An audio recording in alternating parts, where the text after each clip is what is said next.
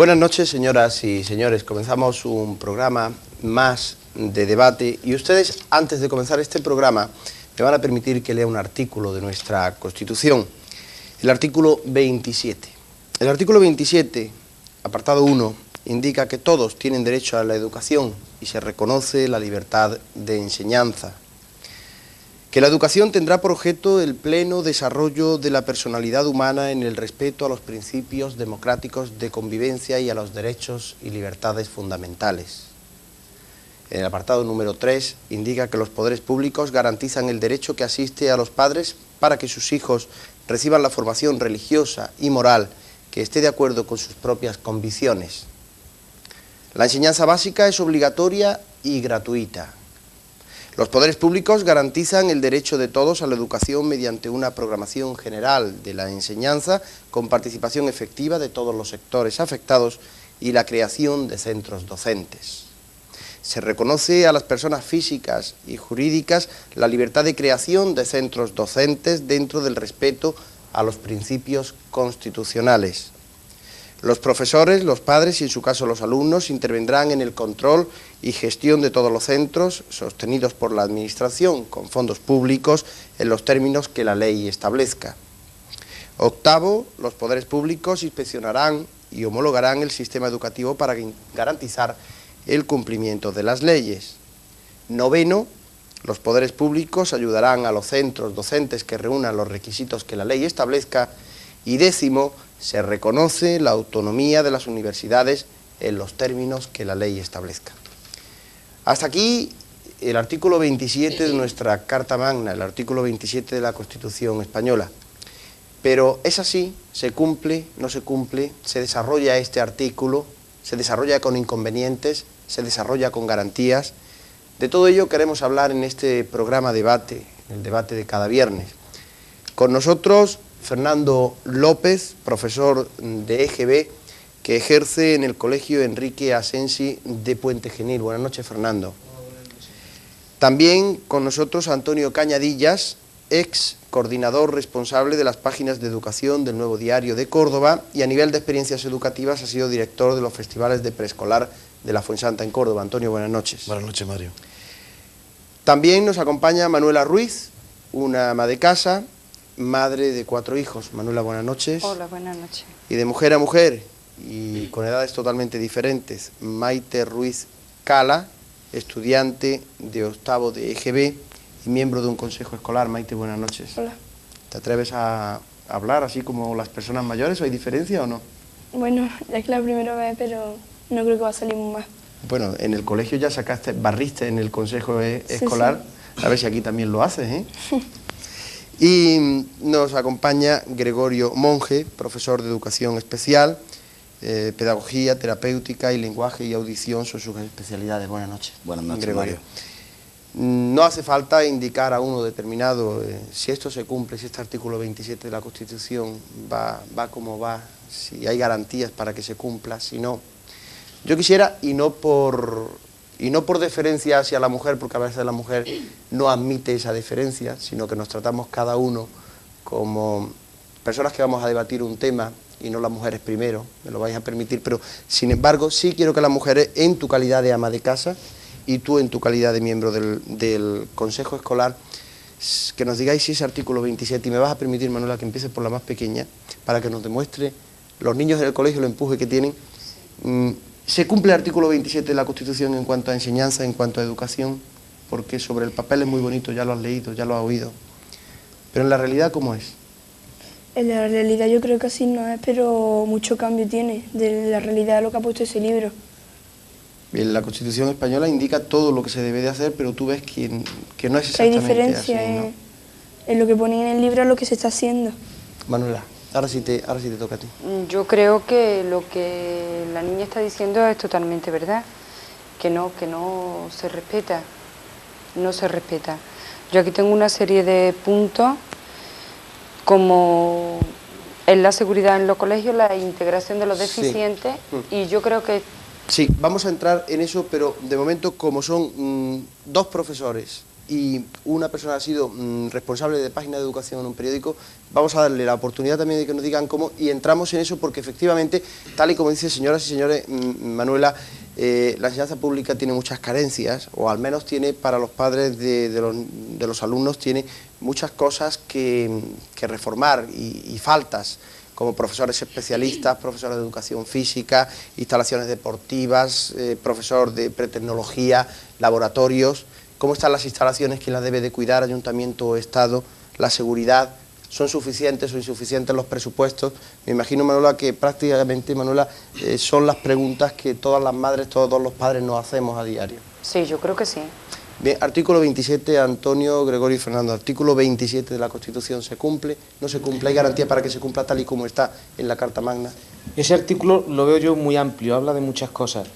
Quizás convendría centrarnos en un punto, lo que es el derecho a la educación. Más o menos viene a decir que todos los españoles tienen derecho a la educación. Sí, pero, ¿qué es educación? A lo mejor esta pregunta es la que habría que responder. Si, según lo que veamos qué es la educación, si se hace o no se hace. Desde un punto de vista estadístico, creo que se cumple porque el 100% de los niños españoles están, según ellos, escolarizados, metidos en unas habitaciones con un profesor y una pizarra. Eso estadísticamente se ha cumplido. ¿Se está educando? ¿Están recibiendo ese derecho a la educación? Pero es que yo creo que eso es lo que tendríamos que aclarar, que si eso para nuestros niños es una educación. Porque yo hace concretamente 2 años tuve un problema de preescolar en un colegio en el que para mí la habitación donde metieron a mi hijo no reunía las condiciones que tenía que reunir como clase. A la vista está, es que la declararon en ruina y a mi hijo lo cambiaron de mi hijo tenía que estar en Quemada, lo mandaron a San Lorenzo y de San Lorenzo le partieron el turno, o sea, un grupo de niños iba por la mañana, al mío le tocó por la tarde y lo tuvieron que cambiar a Trinitario, en una habitación que, bueno, que los curas se dieron para que esos niños no estuvieran en San Lorenzo en esa habitación porque de un momento a otro se podía caer el techo. Declararon aquella clase en ruina. Yo pregunto que si esto es escolarizar a un niño, porque si para mí escolarizar a mi hijo es meterlo en una clase donde me lo van a traer con la cabeza abierta, prefiero tenerlo en mi casa, coger yo una cartilla y enseñarlo yo a leer. Sí, pero no es solamente el problema de la seguridad, hay otros muchos problemas implicados, pero bueno, materiales. Es que para mí, bueno, es uno de los primeros, sí. Porque si yo para escolarizar a mi hijo tengo que exponerme a que me lo traigan con la cabeza abierta, o que pongan una amenaza de bomba y el colegio no reúna las condiciones necesarias para que cuando suene la alarma esos niños puedan salir en tropel, porque digamos lo que digamos, una vez de que suena una alarma, los niños y los mayores vamos a salir en tropel porque lo único que queremos es buscar una puerta donde escaparnos. Si para mí escolarizar a uno de mis hijos o a mis 4 hijos supone el que en un incendio me lo traigan quemado o que en un derrumbamiento de techo me lo traigan con la cabeza abierta, señor, yo prefiero quedarme con mi hijo en mi casa. Para mí eso no es una escolarización, ni una educación, ni un nada. Para mí eso es estar exponiendo a mi hijo desde que entra a una clase hasta que se salga. Sí, perdón, Fernando, porque Gregorio, para terminar con ese artículo 27 y entrar de lleno en... Bueno, el artículo 27 que acaba de leer de la Constitución, como casi toda la Constitución, o bastante parte de la Constitución es muy ambigua. Yo creo que conscientemente ambiguo por los ponentes que hicieron la Carta Magna. Pero de todas maneras, ese podríamos decir que es el marco general, sí. La ley de leyes, la que dice el camino a seguir. Pero luego, para desarrollar todos los puntos del artículo 27, tienen que venir, y han venido algunas, como la LODE, leyes orgánicas, y una serie de otras leyes no orgánicas y decretos de la administración, etcétera, etcétera, que es lo que... Por supuesto que desde que se promulgó la Constitución en el año 1978, tal y como estaba la escuela pública en este país, necesitaba una reforma tremenda, reforma que todavía no se ha hecho, que estamos en ella todavía. Y la administración, en este punto, ha hecho reformas parciales, no la reforma que los enseñantes o que los profesores y la sociedad demanda.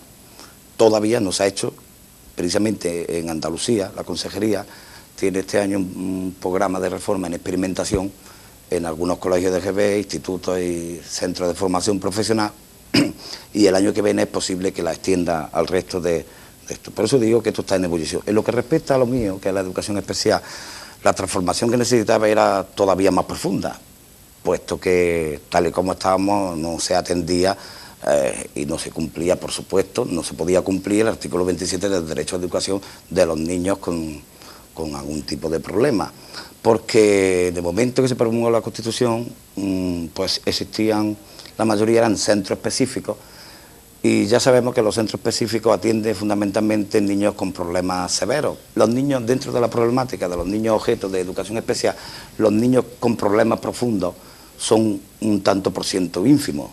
Podemos decir, por ejemplo, en sordos, los sordos cofósicos, que son los que tienen mayor sordera profundo, es un tanto por ciento de un 1%, un 2%, una cosa muy pequeña. Sin embargo, hay la gran masa de niños necesitados de educación especial que no eran atendidos en ninguna de las maneras. Esto ha dado un vuelco. Ahora ya no están solo los centros específicos, están ya las aulas integradas en los centros de educación especial, está el apoyo a la integración, ha salido un decreto de apoyo a la integración que, como venía diciendo antes, para precisamente facilitar el cumplimiento de eso. ¿Que es insuficiente? Por supuesto, yo a título personal considero que es insuficiente, porque hay problemas de dislexia, de dislalia, problemas que surgen, que surgen en la enseñanza con el fracaso escolar debido a deficiencias, y esas carencias y ese tipo pues no se está cubriendo. Y tengo que decirlo así, no se está cubriendo. Creo que se está haciendo esfuerzo por cubrirlo, pero no se está cubriendo. Bueno, esto en línea general, luego podemos entrar en el debate. Sí. Antonio, como responsable que ha sido de las páginas de educación del Nuevo Diario, supongo que de todo esto habrás escrito mucho en esas páginas, ¿no? Sí, bueno, los temas tanto de nivel escolar, de alumnado como profesores, como de centros, como de instalaciones deportivas, a nivel de educación física, instalaciones propias de laboratorio, la misma reforma educativa vista por padres, alumnos, profesores, son temas que son atrayentes para un periódico, temas que nunca cansan porque siempre hay algo que sacar de nuevo, siempre, de hecho la reforma educativa está continuamente cambiando el mismo anteproyecto inclusive, y proyecto que se escribió. Pero en fin, en términos generales, el artículo 27, yo particularmente, desde los distintos focos o los distintos puntos que está conviviendo con la comunidad educativa, veo que en amplio campo, pero que no podemos quejarnos, según dice aquí, con la terminología muy amplia, pero el derecho a educación existe, la libertad de enseñanza existe, los poderes públicos garantizan, y de hecho es así, la formación religiosa y moral que cada cual quiere elegir. Existe una programación general de la enseñanza renovable con el proyecto de reforma educativa. Las personas físicas y jurídicas que quieran pueden crear centros docentes privados, se pueden, digamos, acoger o no al sistema de subvenciones oficiales o no.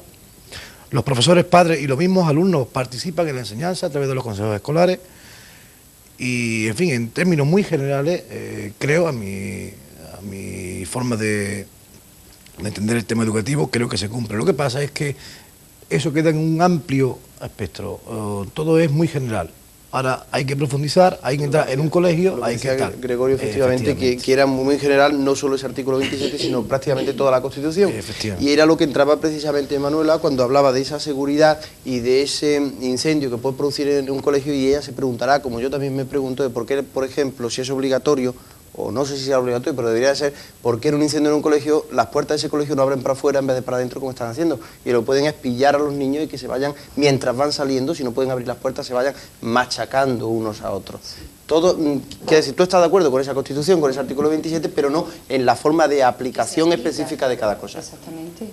Yo no puedo estar de acuerdo en que el colegio de mi hijo, cuando tú abres un local público y lo primero que te exigen es que esas puertas abran para afuera, haya una salida de emergencia y haya una luz de emergencia y haya una serie de seguridad para las personas que están dentro. Y ahora resulta que te encuentras con un colegio público que lo primero que tiene es las puertas que abre para adentro, que lo primero que cuando va a sonar una alarma pues van a salir todos en tropel y se van a colocar detrás de una puerta por la que se supone que tienen que salir.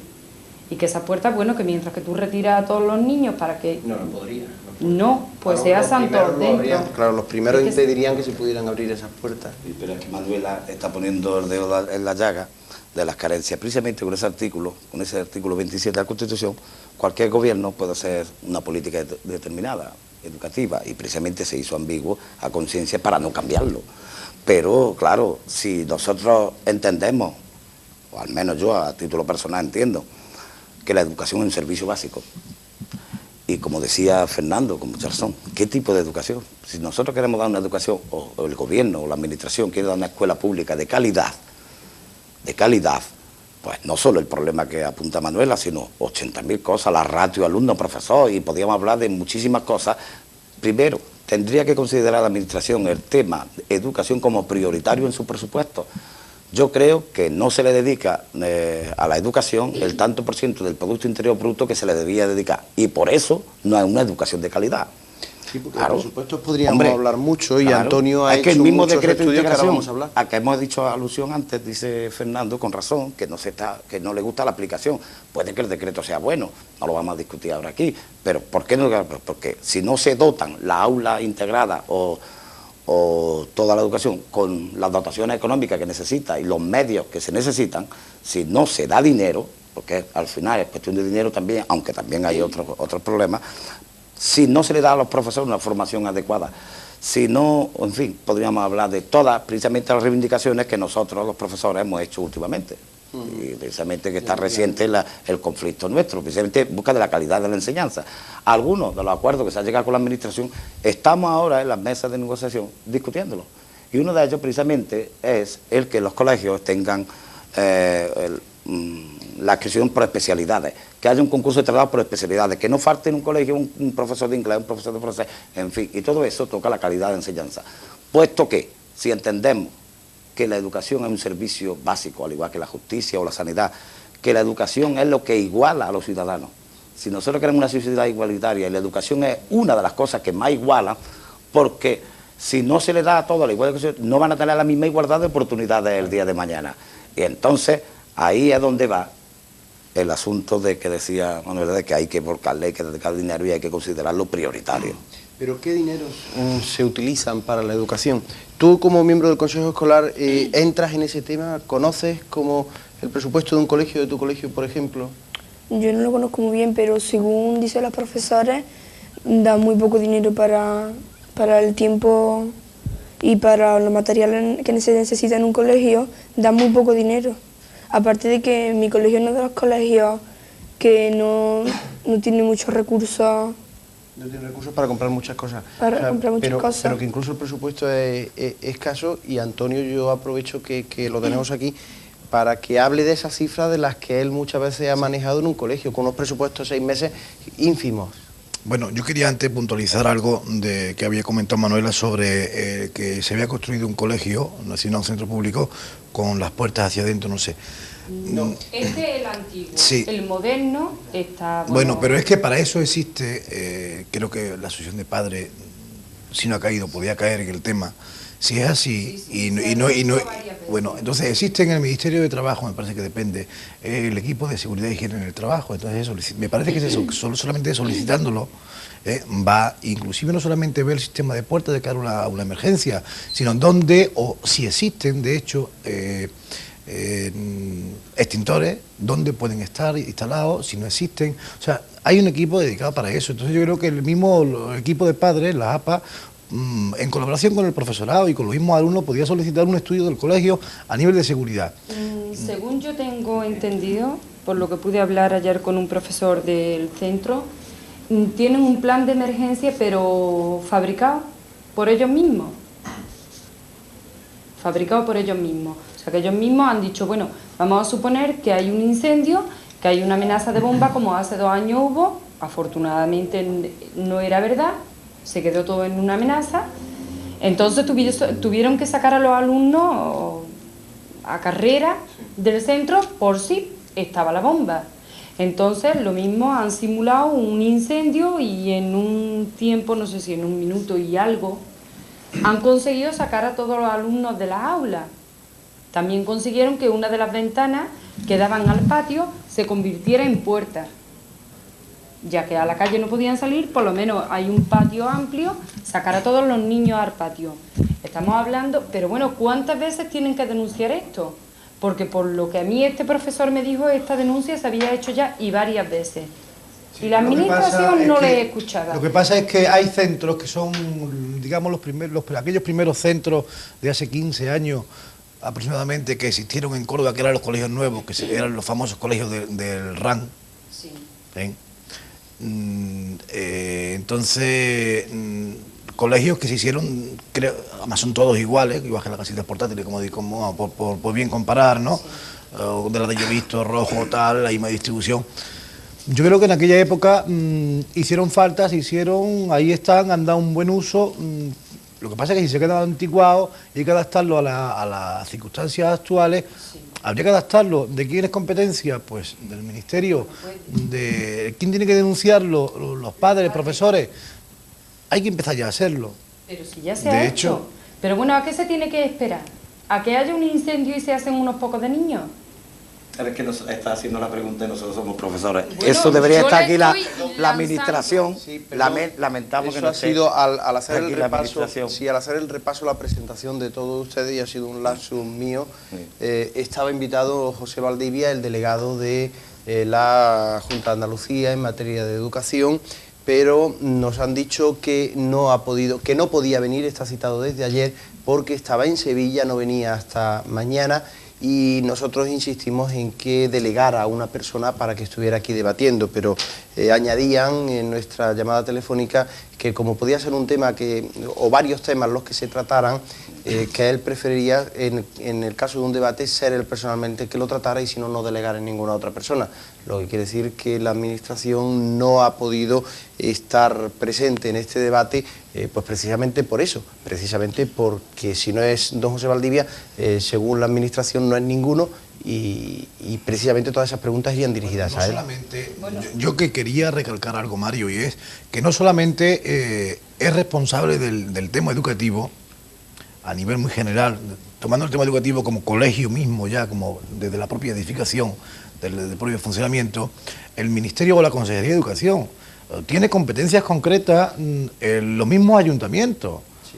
Entonces, creo, efectivamente, y mantenimiento. Entonces, que si se ha hecho mal, no, pero en la conservación sí está en más condiciones. Creo que ahí donde realmente pueden existir bastantes yacas reales en muchos colegios de Córdoba.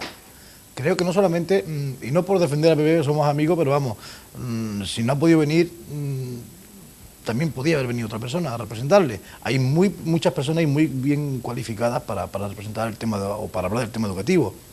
Pero el ayuntamiento de Córdoba, o representando a esas entidades locales de otros ayuntamientos de municipios de la provincia, tiene muchas competencias, o algunas competencias sobre todo, y que también creo que la mayor parte de las competencias de los problemas de los que se ha hablado aquí pertenecen a la delegación, al Ministerio de Educación y Ciencia. Bueno, efectivamente yo refuerzo la teoría o la tesis de Fernando, porque no solo con José Valdivia, sino que también Procono se puso en contacto ayer con el Ayuntamiento de Córdoba y concretamente con Emilio Lucena. Y Emilio Lucena decía que él podía hablar muy poco, y que entonces prefería no venir al debate porque todo lo que dijera iba a ser trasladarnos a que la solución sería de la Administración y que ellos pensaban en calefacción y alguna obra de mantenimiento, ¿no? Yo, por continuar con lo que estábamos hablando, es que si nos dedicamos a ver de quién es la culpa, es posible que perdamos mucho tiempo. Quizás ha sido por ese lapsus de principio yo vengo en calidad de madre, yo no sé a quién pueden ir dirigidas estas quejas. Ya han salido aquí 4 temas bastante importantes que he apuntado.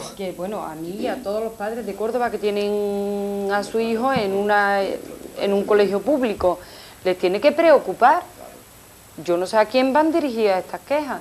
Lo que sí hay es unas deficiencias en los colegios públicos. A mí no me importa quién las subsane, lo que quiero es que se arregle. Naturalmente. Porque bueno, estamos tocando el tema de los incendios. Sé de otro concretamente, de otro colegio, que los niños poco más o menos que tienen que entrar a las clases con paraguas, porque hay goteras. Vamos por Dios.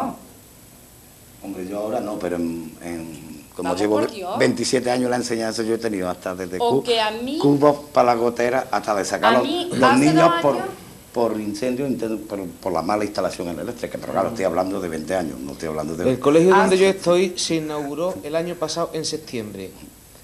En enero teníamos goteras y se inauguró el colegio en septiembre. Esto viene a cuento de las denuncias. ¿A quién se denuncia esto? Bueno, pues esto se denunció a la inspectora jefe, al delegado y al, no sé cómo se llama, el encargado de construcciones. Quizás tú, Antonio, sepas quién es. Condiciones escolares, vamos. Eso. Y allí no se sabe nada. Lo que pasó, fueron allí, se les dijo, esto, ocurre esto, pónganlo por escrito. El colegio recién hecho tiene la pista polideportiva ya levantada. Y tiene 3 años de garantía, ¿no? Sí, Una pero construcción bueno, de la 10 pista además la construyeron mal, la construyeron llena de huecos y cada vez que llueve se llena de agua. El día que iban a inaugurarlo, la noche anterior había llovido. Y entonces el constructor se presentó por la mañana, pero el constructor, el dueño de la empresa constructora, con una escoba para sacar el agua de los hoyos, para que no lo viera el delegado. Aquello era cómico, ver allí al señor este sacando el agua del hoyo. Se lo dijimos al delegado, eso pónganlo por escrito, pónganlo por escrito. Eso, Fernando, yo creo que es problema de competencia de los consejos escolares, donde están representados todos los miembros de la comunidad educativa. El consejo Y ahí escolar es ha donde denunciado. el consejo escolar. ¿Qué puede hacer una pequeña de Esa de pequeña es 11 años? importantísima. El voto, qué hace, mejor el dicho, voto y de aquí esta le pasamos la muchacha pregunta. vale tanto como el del director del colegio. Maite, dando una importancia enorme, ¿eh? Hay miembros más del consejo escolar. Háblanos de ese consejo escolar, qué puede lograr, qué intenta, qué puede hacer. Pues yo voy a decir por qué creo yo que han elegido a 2 alumnos de ese centro. Porque los profesores dan su opinión, la asociación de padres que también forman parte del consejo escolar también dan su opinión, pero también los alumnos tienen que dar su opinión, ¿no? Y por eso yo creo que nos han elegido a nosotros.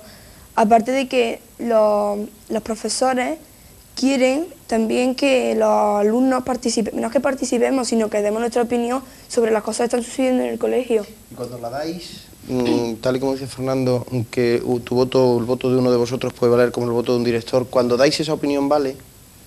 Sí, vale. Y si llega a una solución, si es alguna deficiencia. Hombre, claro, si es, por ejemplo, si es una cosa que ha pasado en el colegio y un alumno da su opinión y aunque otro profesor la haya dado y valga más la del alumno, aunque el otro sea un profesor, si la del alumno vale más, esa va a ser la que van a poner. Que democráticamente, Sí, muchísimo. democráticamente el Consejo debería votar la opinión donde cree que está la verdad y donde cree que no porque uno sea profesor, ni otro alumno, ni otro padre, ni otro personal no docente, porque la opinión es válida por cualquiera. Lo que debe de tratar el Consejo es si el asunto que en ese momento se trata votará por la solución que vea más adecuada y posible. En mi No colegio, creo que por tenga en ejemplo, cuenta que lo diga un alumno, vamos. En mi colegio hay comedor escolar.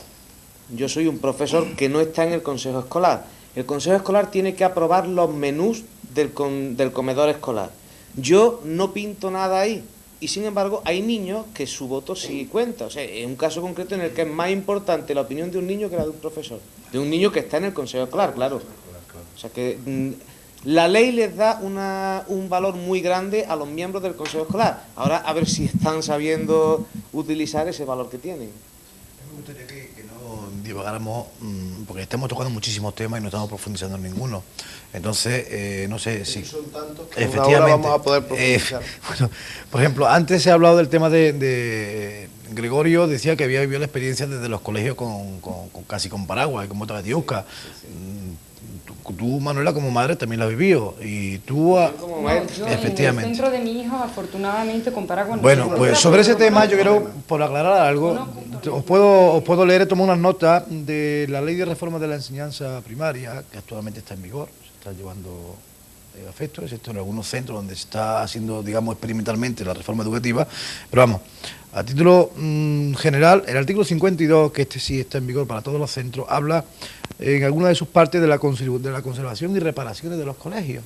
Entonces dice, textualmente, la conservación, reparación y vigilancia de todos los edificios públicos escolares, incluyendo las viviendas para maestros y directores, independientes del régimen seguido para su financiación, así como la limpieza, suministro de agua, electricidad, calefacción las escuelas correr a cargo de los municipios, es decir, o sea, entonces ya tenemos algo claro, que si hay en un colegio problemas de gotera, habría que ver si esas goteras han empezado simplemente por una mancha o ya es un chorro al cabo de los 2 años.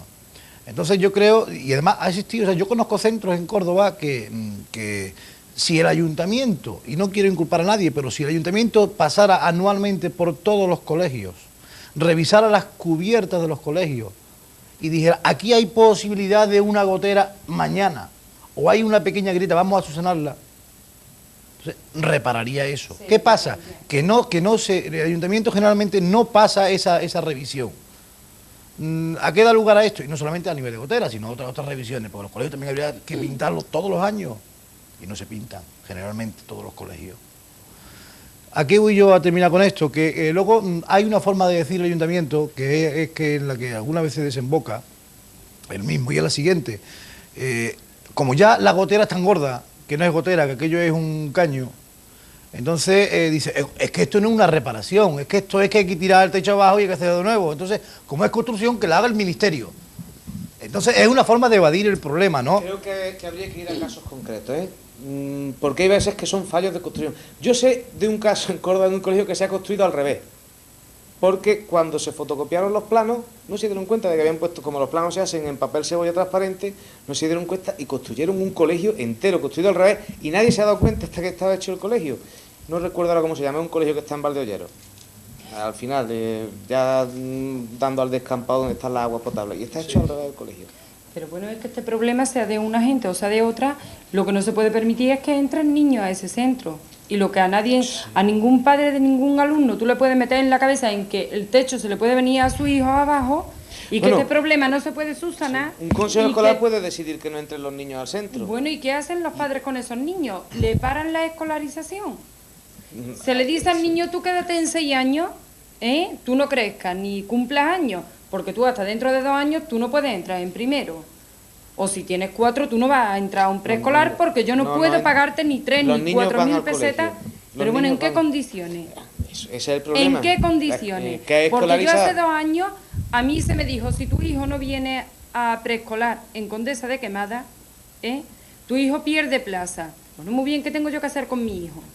Tengo 4 niños, y a mí me repartieron a 4 niños en 3 centros, que entraban y salían a la misma hora. Sí.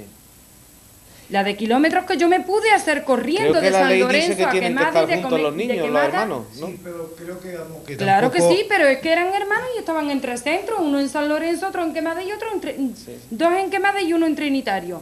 Bueno, aquí o me vuelven a mi loca, de hecho, o yo tengo que pagar a una mujer. El tema del colegio público San Lorenzo, que está en la Plaza de Madalena, un poquito más en la calle... Prolongación de Escañuelas. Efectivamente.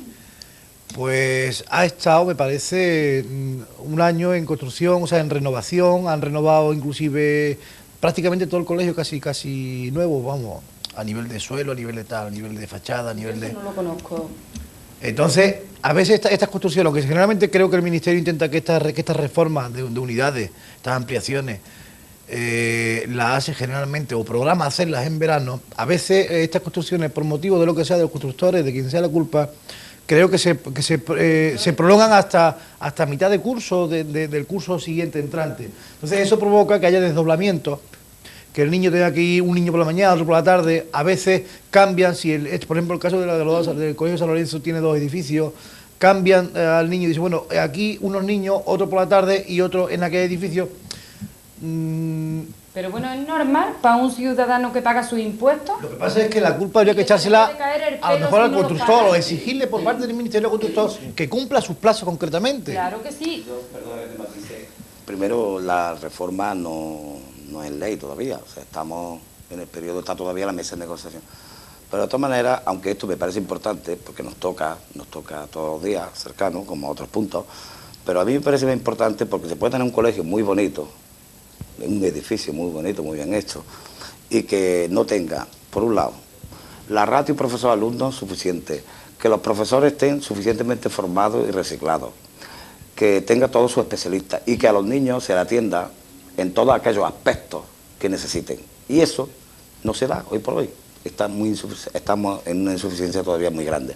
Porque antes de empezar el programa comentamos el caso de un niño disléxico, y eso es muy importante, y es muy importante porque, por ejemplo, un niño que necesita un tratamiento de dislexia, pues si no se le da ese tratamiento, si se le priva de esa asistencia, ese niño se le condena ya a no superar una escolarización, y un tratamiento que posiblemente podría estar solucionado entre 6 meses y 3 años, depende de la edad del niño y de las dificultades que el niño tenga, del diagnóstico, pero si se le priva de esa asistencia, ese niño ya no sigue la escolaridad, siendo un niño de inteligencia normal, como es el caso de inteligencia normal y que puede seguir perfectamente y llegar a BU y llegar, si se le atiende.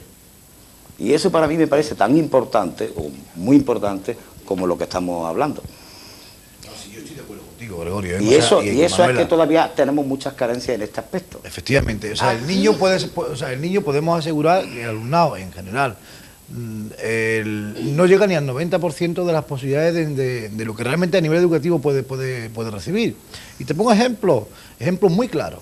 Aunque ya existan 2 promociones de profesores que han hecho un curso para especializarse, por ejemplo, en educación física, que puede llegar ahora mismo en Córdoba, a capital y provincia, a unos 90 o 100 profesores. Pero por motivos de esa programación de ley, o sea, de esa ampliación de la ley, para que regule un poco la forma de poderse trasladar y tal, entonces no existen en todos los colegios profesores de educación física. Y yo apoyo particularmente a los profesores que dicen: niño, tomad un balón, jugar ahí en el patio, aunque no tengáis portería, poner 2 piedras, poner 2 postes o poner lo que queráis en el patio, tened cuidado, no hagáis daño, que no tenemos botiquín o tenemos poco presupuesto para tener alcohol y tener algodón. Pero yo no digo educación física porque no estoy cualificado para producirlo en vosotros. Eso está sobre el tapete, te quiero informar, Antonio, por si tú no lo conoces, porque de los acuerdos que se llegó entre el Ministerio o las consejerías respectivas de las comunidades que tienen competencia en educación con los sindicatos de profesores, ese era uno de los temas, y entonces ahora se está, por un decreto ley que probablemente salga antes de que termine este curso y que ahora está en las mesas negociándose entre los sindicatos y la autoridad administrativa respectiva, en el que la catalogación de puestos de trabajo en los centros, primero, antes de hacer eso, se van a escribir los profesores actuales a una especialidad. Y luego van a venir en concurso de traslado futuro, a partir del 89-90, probablemente porque está muy avanzado, la negociación está muy avanzada. Van a ver en todos los colegios, en segunda etapa, todos los especialistas, francés, inglés, matemáticas, lingüística, etcétera. Ciclo medio, ciclo inicial, preescolar, educación especial y educación física. No como quieren los sindicatos, que los sindicatos sí quieren, todos estos puestos singulares hacían referencia a otros aspectos que completan la educación del niño o que pueden resolver problemas que el niño tenga. Eso no, aunque los sindicatos quieren que también se incluya. Y no por una razón muy sencilla, porque eso está en experimentación, al igual que la reforma aquí ahora mismo, en muchas comunidades autónomas. En el MES está más desarrollado, sabemos que en el territorio MES ocupa 22 provincias que no tienen, sus respectivas comunidades autónomas no tienen competencia educativa, y eso lo lleva directamente el Ministerio de Educación. Todas las comunidades autónomas que tienen competencia educativa tienen sus consejerías de educación que tocan estos temas. Y va a haber profesor de educación física, o sea, y esas plazas, en el concurso que va a salir, yo me conozco ya el proyecto porque estamos trabajando sobre ello, tiene que tener el que la ocupe la cualificación necesaria, porque se le va a exigir. Eso sí, no está completo como nosotros queremos, pero se está negociando. Yo creo que hay que reconocer de todas maneras la valía y la predisposición de todo el profesorado a nivel general, sobre todo más particularmente que donde más problemas existe, que en educación general básica. El profesor se entrega al máximo, a veces, en caso por ejemplo de pretecnológica, busca revistas de su casa o compra revistas particulares y aprende a hacer macramé, o aprende a modelar barro, a hacer el vacío en escayola y a pegar con cola blanca tiras de periódico para hacer una careta. No solo eso, aprende particularmente. No solo eso, sino que es que los movimientos de renovación pedagógica y la reforma la ha hecho el profesorado desde la base. Efectivamente. Muchísimos profesores fuera de su horario escolar, con lo cual no están de acuerdo los sindicatos, porque eso debe de hacerse en jornada y retribuido por el Ministerio, pero a costa de su bolsillo, muchísimos compañeros, muchísimos, más de los que nos creemos, han llevado a cabo la reforma y la renovación pedagógica. Eso lo han hecho el profesorado. Eso está claro, vamos, hay que dejar constancia de que eso es así. No lo ha hecho la administración, lo ha hecho el profesorado. Ahora la administración va, como si dijéramos, a desarrollar un decreto ley y tal, parte de esa renovación pedagógica, parte de esa reforma que el propio profesorado ha tenido que hacer, porque no ha partido nunca la iniciativa de ninguna administración.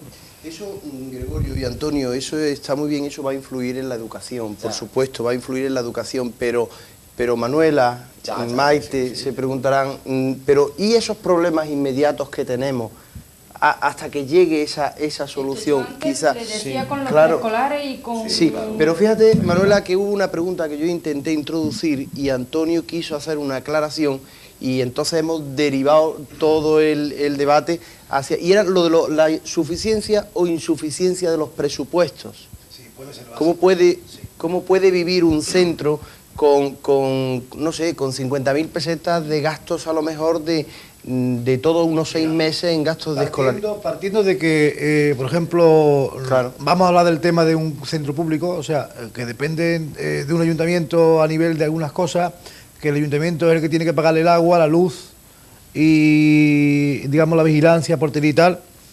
O sea, que eso, digamos, evita una serie de gastos, ¿no? Como es el pago del agua, de la luz, de algunas pequeñas reparaciones. Menos mal que lo evita, porque con un presupuesto de eso, si no... Bueno, en algunas ocasiones, en otras ocasiones ya tiene... Los datos de los presupuestos, sí, que es que esta mañana lo hemos estado discutiendo en el claustro y son bajísimos. Sí, son bajísimos, efectivamente.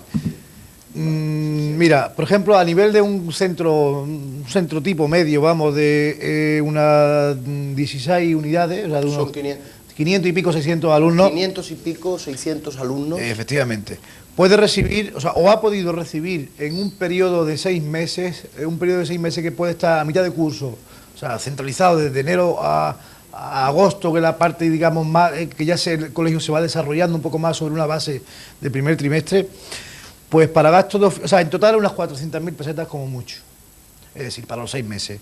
Para gastos de oficina, por ejemplo, para el material de oficina, ha podido gastar dentro de una programación unas 60.000 pesetas para limpieza, aunque la limpieza está a cargo del ayuntamiento. A veces tiene que, en este apartado puede meter el colegio, pues el papel higiénico, algunas cosas concretas que sean El material de limpieza lo pone el colegio. Efectivamente. Gastos de farmacia, porque hay que comprar compresas, hay niñas que a partir de los 10, 12, 14 años ya empiezan sus problemas y hay que estar preparado. A la vez la niña empieza a ser mujer en el mismo colegio y hay barriadas en las que las niñas no están preparadas por sus propios padres y madres, o sea que o bien están informadas por sus amigos o las amigas o no saben nada. Mala información. Para comunicaciones, por ejemplo, gastos de teléfono, y aunque a nivel de correo tienen apartados, o sea, pueden tener franquicia y tal, pero vamos, muchos de ellos desconocen el sistema, algunos de los colegios desconocen el sistema de cómo se consigue esa franquicia. Para gastos de teléfono para un semestre, unas 20.000 pesetas, o sea, yo creo que nosotros en un semestre podemos gastar más en nuestra misma casa y estamos menos gente. Se gasta más en el colegio, en mi colegio se está gastando del orden de 20.000 pesetas, 20 y tantas mil pesetas en el bimestre, que son las facturas. Quizás sea porque estamos en un pueblo y hay que llamar a Córdoba. Efectivamente, la conferencia vale más, hay que llamar más a la delegación. Para adquisición, por ejemplo, de material no inventariable, pues unas 50.000 pesetas. Para reparación de equipos de oficina, o sea, para reposición, mejor dicho, de equipos de oficina, unas 16.000, 20.000 pesetas. Para reparación de mobiliario, porque hay veces que el mismo colegio puede reparar el mobiliario, aunque esto le corresponda, si hay que reponer, hacer una reposición grande al mismo ministerio ya, porque hay unos presupuestos para ello, en el que el mismo director solicita a la delegación de la Consejería de la Junta de Educación una petición de que el mobiliario está ya viejo, está roto, y entonces a través de un estudio de toda la capital y provincia, pues el ministerio pide a la Junta un presupuesto para reponer. Lo que pasa es que luego ya lo entrega según sus propios criterios de la comisión, pero a pesar de eso, algunos colegios tienen que reparar sillas porque mientras llegue o no llegue el presupuesto, esa silla hay que arreglarla. Y a veces demasiado hacen los padres que tienen que arreglar la silla ellos mismos, o bien pintar las puertas porque no ha llegado el presupuesto. Para material deportivo de 5 a 10 mil pesetas, creo que en 6 meses los niños pueden necesitar muchas más de 5 o 6 mil pesetas o 10 mil pesetas. Con dos balones tienen que apañarse. Para actividades docentes y complementarias, que son, digamos, las actividades reales de movimiento y tal en el centro, pues unas 125, 150 mil pesetas. A títulos medios de lo que da de sí, digamos, a nivel de una pequeña programación, un pequeño estudio, las 400.000 pesetas que puede mandar el Ministerio para unos 6 meses. Creo que realmente... ¿Responde, Fernando, esos números? Tú decías que esta mañana sí, había... responde el número, lo que en mi colegio tiene unos 250 alumnos y para el semestre hemos recibido 125.000 pesetas para gastos generales. Sí.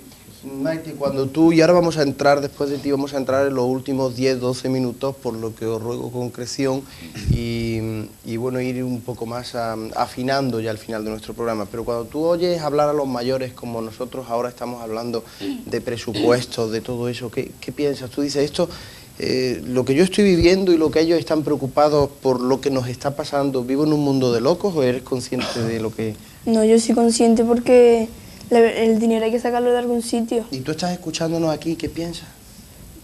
Pues yo pienso que ese dinero que están diciendo que es lo que dan es muy poco. Y hay dinero que lo gastan en otras cosas que no hacen ninguna falta, tanto como eso. Porque la educación es muy importante. Claro. Y una de las cosas que en mi colegio falta mucho es la higiene. Porque algunas veces vas al servicio y es que no te atreves ni a entrar al servicio. La higiene y la limpieza, porque a mí me gustaría que mi colegio estuviera limpio y estuviera... Porque están en las clases y ves papeles por todos sitios. Algunas veces nosotros tenemos la culpa porque en vez de levantar una papelera, a lo mejor echamos algo al suelo y eso, pero que aparte de eso no hay mucha higiene en mi colegio. Pues entramos en los 10-12 minutos, así yo que... Yo quería resaltar, estos dos hombres han estado hablando de presupuesto, problemas con presupuesto. Bueno, yo como madre voy a hacer, vamos, por lo menos a leer lo que yo traía preparado, sí, o los puntos que yo creía que eran básicos, sin presupuesto, como es la seguridad en los colegios, la integración de deficientes dentro de un colegio de niños normales, siempre y cuando haya personal responsable en los patios para que cuiden a estos niños, que bueno, que tanto deficientes como normales hace falta, porque un niño es capaz de matar a otro, a tortazos.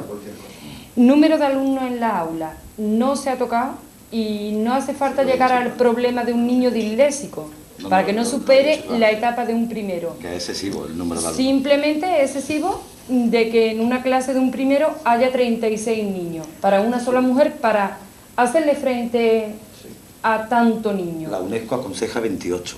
Fíjate, ya nos pasamos. Por eso digo que sin 28 presupuesto, son muchos, 28 son muchos. Sin presupuesto y sin estadística. Pero eso sería como máximo, ¿no? Sin presupuesto y sin estadística. Los preescolares, que no en todos los centros hay clases de preescolar.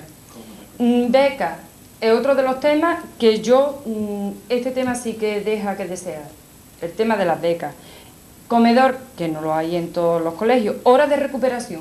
Si un padre o un niño le suspende 2 o 3 asignaturas, se encuentra con el dilema de que el niño lleve la cojera durante todo el curso, o de su bolsillo, si puede, pagar un profesor particular para que ese niño supere lo que ya viene arrastrando.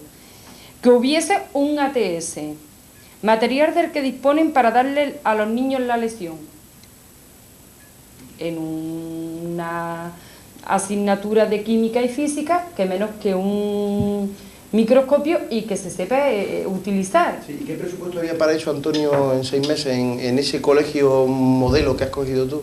Pues, para ese material, bueno, es que claro, esto se manda a título general. Mandan a título general. Lo que pasa es que ya el colegio programa un poco una serie de gastos fijos que son, y ya lo que le queda va programando un poco a nivel, se hace en el consejo escolar todo esto. O sea, de acuerdo con Maite y con Manuela en lo que están diciendo, es que hay insuficiente, pero bueno, para todo ese tipo, yo he visto a compañeras de preescolar hacer verdadera fantasía y darle a la imaginación para con material barato e incluso de desecho sacarle provecho para poder tener material en clase, para trabajar. Aunque sea el tapar realmente la auténtica problemática que el Ministerio o que la Consejería o que por redondear, que Educación, los responsables de Educación están provocando. Yo quería apuntar una experiencia muy bonita que yo mismo la he vivido en un centro de preescolar, que me gustaría que los padres pusieran en práctica. Lo que pasa es que el Ministerio tiene que apoyar un poco en todos los centros, que es el taller de padres. Es muy bonita la experiencia de que el padre vaya al centro a intentar formar un taller, que se reúnan allí para trabajar en pro de la educación. De ahí pueden partir ideas como preparar material didáctico para su hijo, de ahí pueden partir ideas como preparar indumentarias para esas fiestas de los niños, indumentarias de trajes, tal. Yo lo he vivido, me he tirado 3 años trabajando en un taller de padres, de ahí salió la idea. Y parte de los muñecos del Festival de Preescolar de la Fuensanta salieron de los talleres de padres. O sea, de ahí han salido, digamos, la idea de todo el festival. Pero a lo que yo iba a lo siguiente. Lo que pasa es que esta actividad, llevada a la entidad pública, a los colegios públicos, lo que hace es tapar toda la problemática que hay, porque si los padres elaboran el instrumental de los niños, entonces ya no se va a notar tanto que el Ministerio tiene que mandar más dinero. O sea, esto es una rueda que... Pero a título particular y de experiencia, yo aconsejaría, por lo menos, aunque sea un año de experiencia, a nivel de experiencia, que los padres intentaran hacer un taller de padres en la escuela, porque es una experiencia muy bonita, muy bonita. Sí. Manuela, todavía le quedaban 2 o 3 puntos más, ¿no? Sí, me quedaba la policía a las horas puntas para evitar el contacto de los niños con la droga. Porque si bien todos los colegios no están ubicados en barrios conflictivos, sí que se sabe que hay bastante. La vigilancia, ¿no? Pero que tendría que haber a horas puntas una pareja que evitase de algún modo el contacto de los niños con esas personas. Nosotros como profesores encantados de que así fuera. Pero yo le iba a decir a Antonio en lo que ha dicho antes de que la beca, bueno, que el dinero que nos llega. A mí me parece lamentable que lo que la LODE, y vamos al principio, dice el derecho a la educación, que se tenga que hacer de una forma asistencial o casi de limosna lo que en justicia se debía hacer o debería hacer la administración. Que no había que andar con limosna ni consistencia, ni pidiendo aquí, ni pidiendo allí, ni haciendo todo tipo de imaginación para poder sacar dinero de aquí y de allí, que es que deberían de estar los colegios dotados, las asociaciones de padres con su dotación y todo. En justicia, porque así debe ser, no en plan limosna ni asistencial. Vamos a aprovechar un minuto, sí, Fernando, y después de ti vamos a hacer un minuto y bueno, prácticamente ya era para cerrar lo que yo iba a hablar. Vale. Pues lo que quería decir es que aquí no vamos a poder sacar en claro ninguno de estos puntos ni llegar a fondo, que cada uno requiere un debate por sí solo. Pero una cosa sí querría yo recomendar, y es que padres, profesores y alumnos vamos a lo mismo. Muchas veces no se sabe y hay enfrentamientos entre los padres, los profesores y los alumnos. Si los 3 juntos vamos a por lo mismo, debemos de ponernos de acuerdo. Mi experiencia como profesor es que los padres se acercan muy poco a hablar con los profesores. Es muy bueno que haya un contacto de los padres con los profesores de su hijo, incluso con los niños cuando ya son mayores, para sacar a los niños adelante, que a fin de cuentas es lo que a todos nos interesa. Simplemente eso, y luego ya pues juntos nos peleamos con la administración o con el ayuntamiento o con quien haga falta, o a lo mejor nos vamos a darle abrazos a todo el mundo, pero todos juntos, que vamos a lo mismo. Cuando los profesores y los padres veamos los mismos problemas. Claro. Bueno, y si no los vemos, vamos a juntarnos para buscarlos entre todos. Vamos a ver si los padres nos convencen a los profesores o los profesores a los padres. El centro vea unos problemas que están teniendo los padres. Sí, perdón, ahora vamos a ir con Antonio, Gregorio, Maite y Sierra. Bueno, yo por resumir un poco, aparte de los temas que ya hemos tocado, el tema de seguridad que nos ha faltado en sí, por profundizar un poco, no hay tal seguridad en los colegios.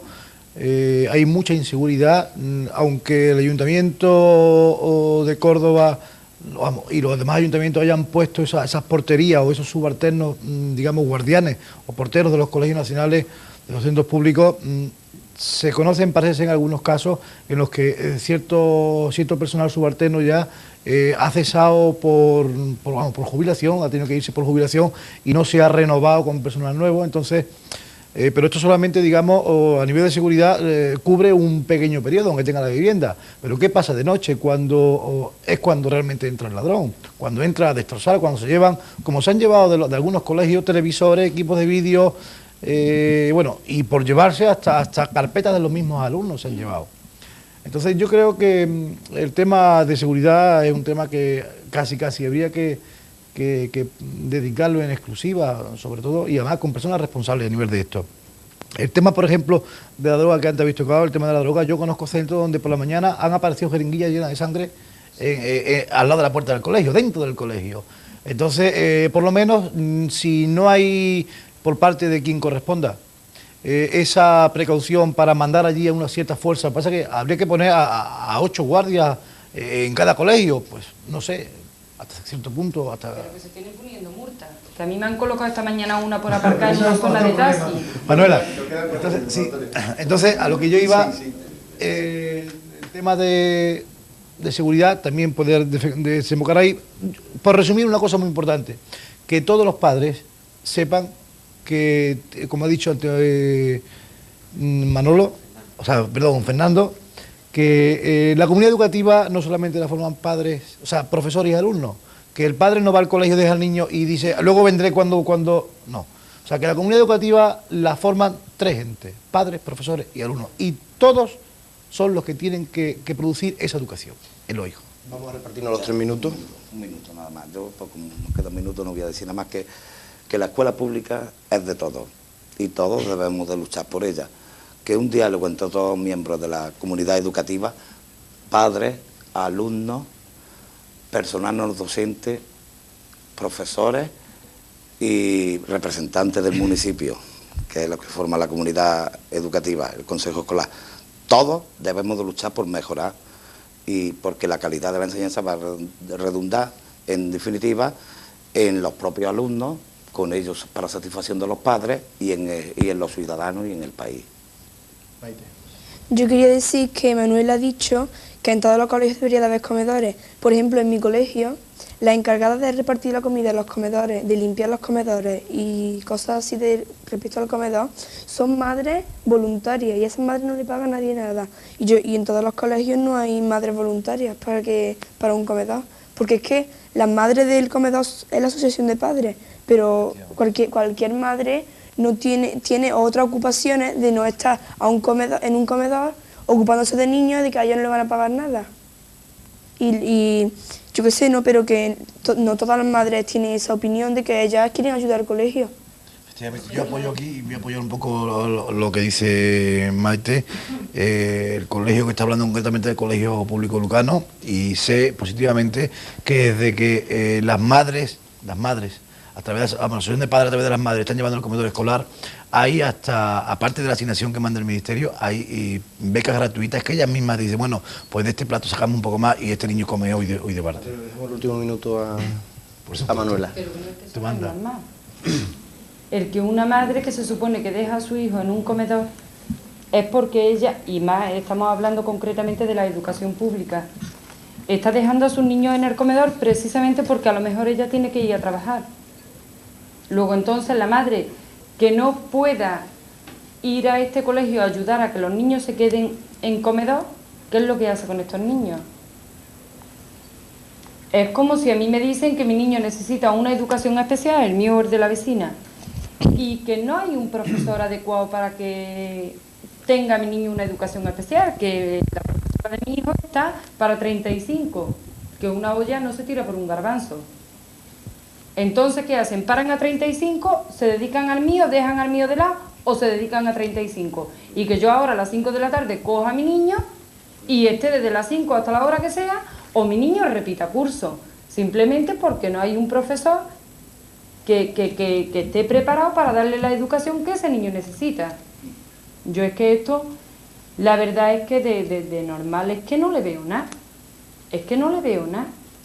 Que unos padres se tengan que preocupar del comedor del colegio público o de que una madre se tenga que preocupar de que su niño en su casa aprenda a leer. Precisamente en este caso son padres que proceden de unos talleres de padres que antes han estado trabajando. Entonces, pero que no le ha quedado todo el mundo, esa afición no un todo el poco, ¿no? mundo Por colaborar. puede acceder a eso, bien por problemas familiares o por problemas de que, bueno, de que yo tengo una casa.